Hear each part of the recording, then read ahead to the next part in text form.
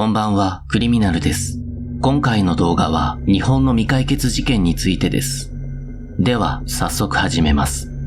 1997年1月14日午後8時過ぎ、東京の多摩市役所に一本の電話がかかってきた。何でも市内のあるマンホールから汚水が溢れ出しているという。そのマンホールがある現場の近くにはスーパーがあるので、昼間は人もよく通る場所だった。しかし夜になると真っ暗で人通りは少なくなる。連絡を受けた業者が早速現場に向かった。そして作業員がマンホールの蓋を開けると強烈な異臭がした。中を覗き込むとマネキンのようなものが見えたので、作業員は警察に通報した。通報を受けた多摩中央署は捜査員を現地に向かわせ調査した。するとそれはマネキンではなく女性の遺体だった。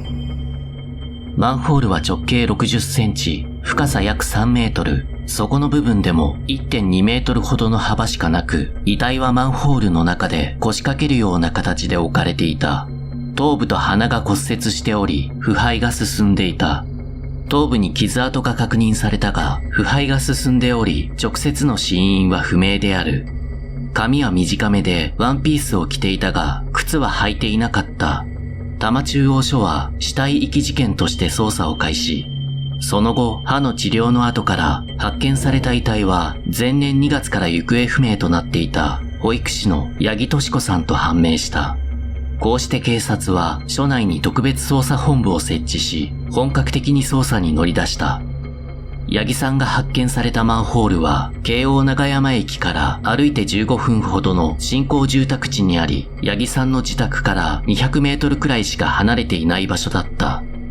また、八木さんが行方不明になった1996年2月下旬頃、現場のマンホール前でバリケードを出し、ワゴン車を止めていた男が目撃されている。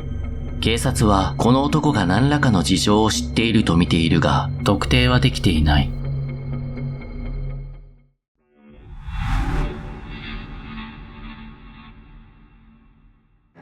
八木さんは1996年2月27日以降行方不明になっていた。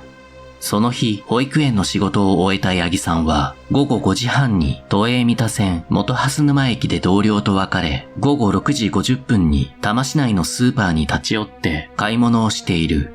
自宅の冷蔵庫にはその時買ったと思われるイチゴや納豆などの食料品が手つかずのまま残されていた。最後の目撃情報は2月27日の午後9時頃、八木さんの姿を最後に目撃したのは新聞の集金人だった。おそらく八木さんはこの後外出した可能性が高い。なぜかというと、発見された時の服装と同僚と別れた時の服装が違っていたのだ。翌日、八木さんは仕事を無断欠勤し、連絡もつかなかった。不審に思った同僚たちが青森に住む八木さんの父親に連絡を入れたが、全く心当たりがないという。翌日、八木さんの父親が上京し、その次の日に警察に捜索願いが出された。ただ、家出人扱いとされ、本格的な捜査が行われることはなかった。その後、八木さんの父親は八木さんのマンションに2ヶ月半ほど滞在し、娘の行方を探した。その間、八木さんの自宅に無言電話が計6回あったという。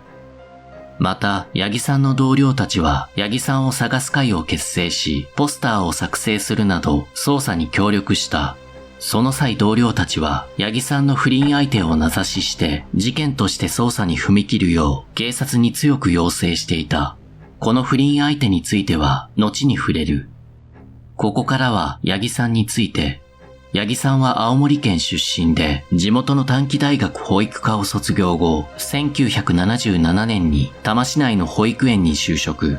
最初の1年間は保育園の3階にある寮に入り、その後、調布市にアパートを借りた。しかし、保育園への通勤が不便だったため、京王長山駅近くのマンションに引っ越している。1991年3月には、14年間勤務していた保育園を結婚するという理由で退職したが、翌月から北区西が丘の保育園に就職している。破談してしまったのだろうか。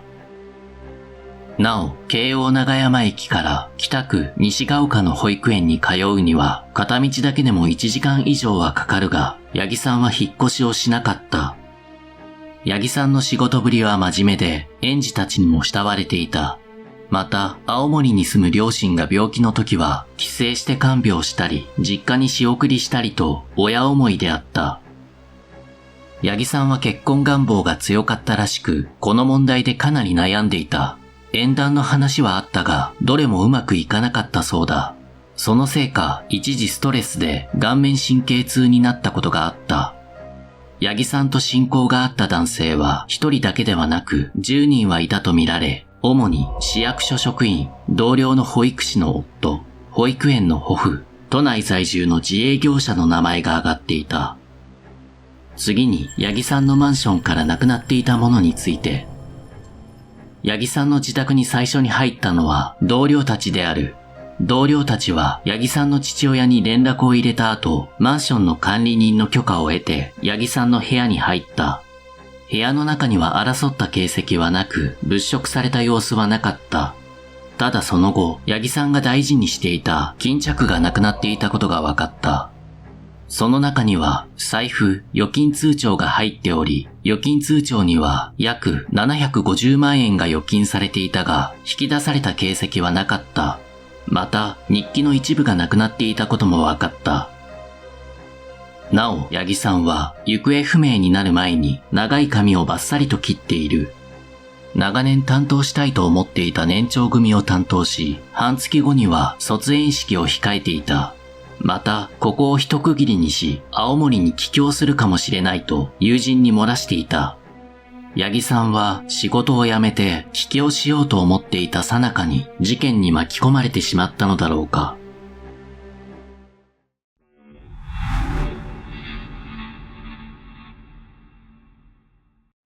事件が起き、真っ先に疑われたのが市役所職員のK氏である。K氏は八木さんが上京して間もない頃に八木さんと出会っている。二人は2、3年ほど交際したらしいが別れている。しかし、K氏が結婚した年に二人は再会し、関係を結ぶようになる。いわゆる不倫関係であり、その関係は八木さんが行方不明になるまで続いていた。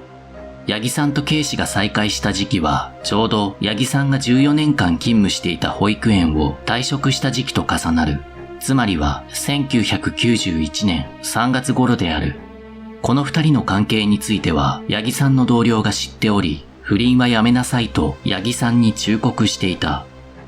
もし八木さんが結婚すると言っていた相手がK氏だったとすると、K氏は妻と別れ、八木さんと再婚するといった話をしていたことになる。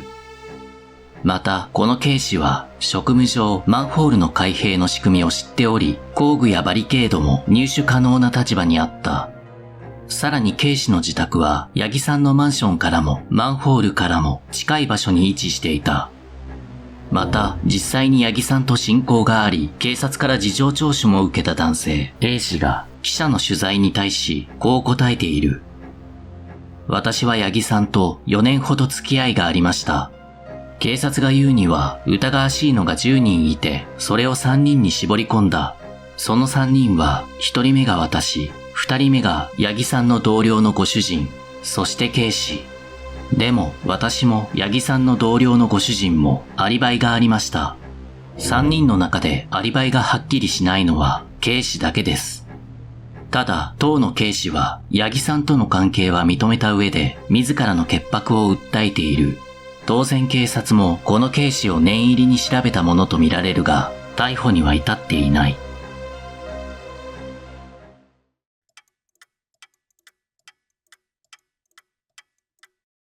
それでは考察に入ります。まず八木さんが手にかけられた日にちは、おそらく行方不明になった日、つまり1996年2月27日だと思います。もし犯人が八木さんをある程度の期間、拉致監禁していたとしたら、わざわざ八木さんの自宅近くのマンホールに遺体を入れる必要がないからです。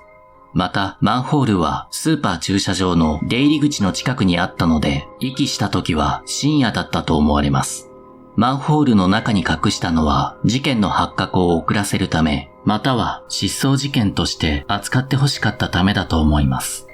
次に犯人の動機ですが、八木さんの預金が引き出されていないことから金目的ではなさそうですが、引き出したくても引き出せなかったことも考えられます。また、行方不明になった夜に八木さんが着替えて外出していることから、犯人は顔見知りである可能性が高いと思います。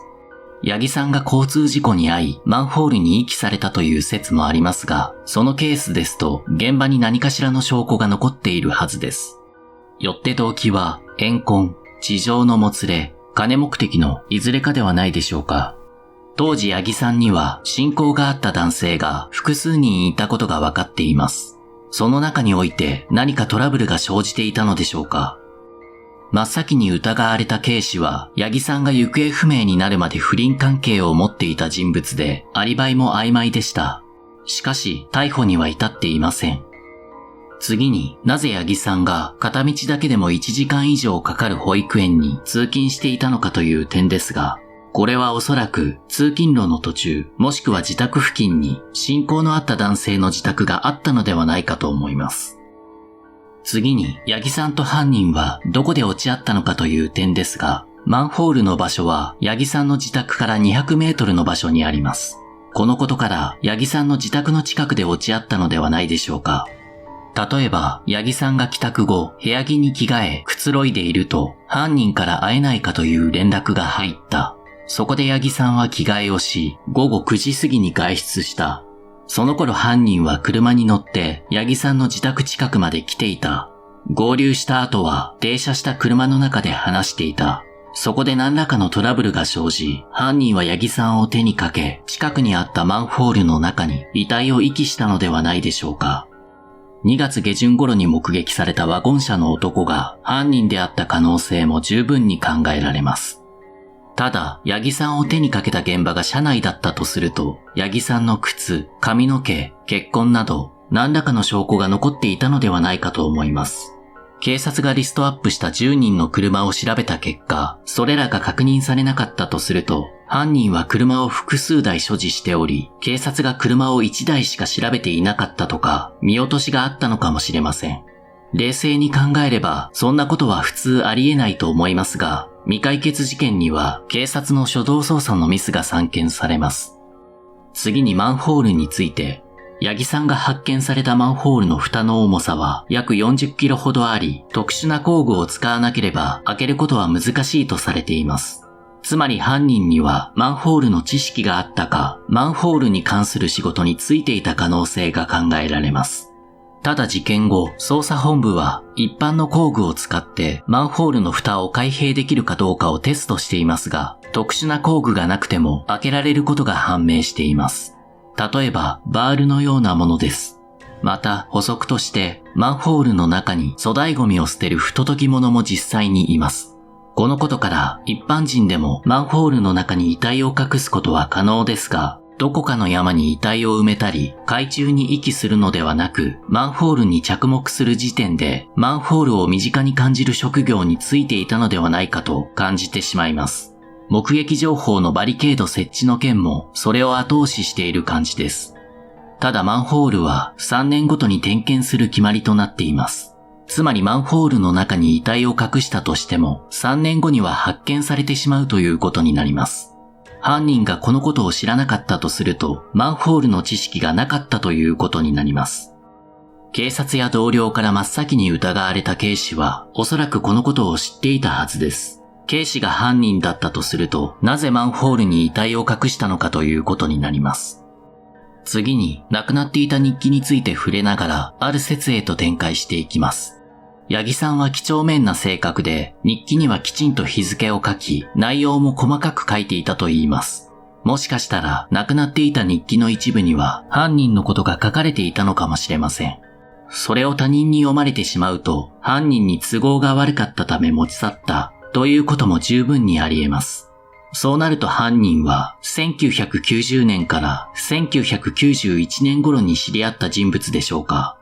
ちなみに八木さんと警視は1977年頃に知り合っています。ただ少し見方を変えると日記の一部だけを持ち去るという行為はその時期に八木さんと知り合ったものが怪しいというヒントを警察に与えているようなものです。また、八木さん本人がその頃の思い出を消し去りたくて自ら処分していたということも考えられなくないと思います。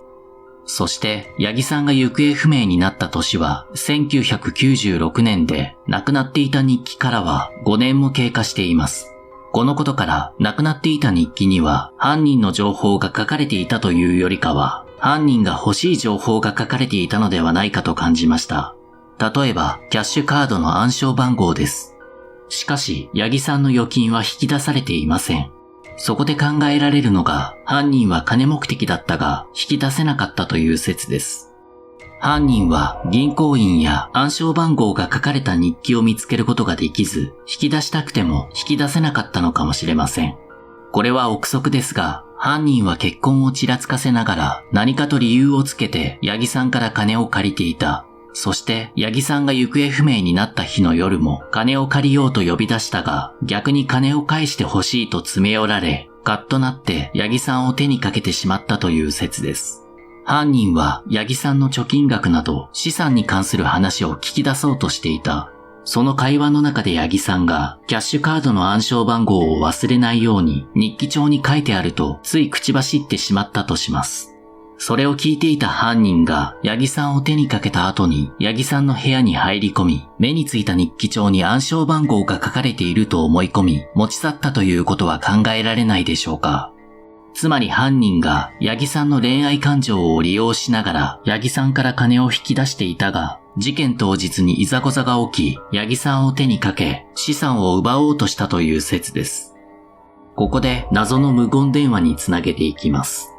6回の無言電話はいずれも犯人がかけたもので、八木さんの部屋に取りに行きたいものがあり、不在かどうかを確かめるために電話したのではないかと思います。取りに行きたかったものとは、銀行員や日記です。しかし、巾着を持ち去った時には、それらを見つけることができず、探しに行こうとしたが、その頃には、八木さんの部屋に父親が滞在していた。そこで電話をかけて、不在かどうかを確かめていたのではないでしょうか。